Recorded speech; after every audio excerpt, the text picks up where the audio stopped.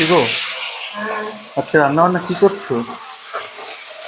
এই যে ও, ইলিশ মাছ। ইলিশ মাছ এনেছে না, ইলিশ মাছ ভাজছি দেখি। দেখি ইলিশ মাছের তেল আর মাছ ভাজা খাওয়া নাকি খাবার মোবাইল ইলিশ মাছের তেল আর মাছ ভাজা নাকি ওই ইলিশ মাছের ঝাল করবো। তুমি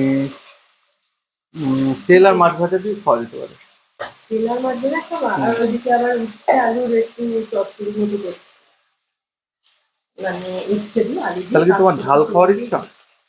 দেখো এবার দেখো এখানে যা পিস আছে সেই পিস অনুযায়ী মাছ ভাপা ভাজা করলে হতো ঝাল না?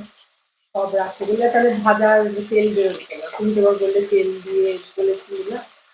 থাক, তেল তাহলে ইলিশ মাছ ভাজা দিয়ে হোক। তাহলে ভাজাই খাও, ভাজাই খাও শুধু। আর কি?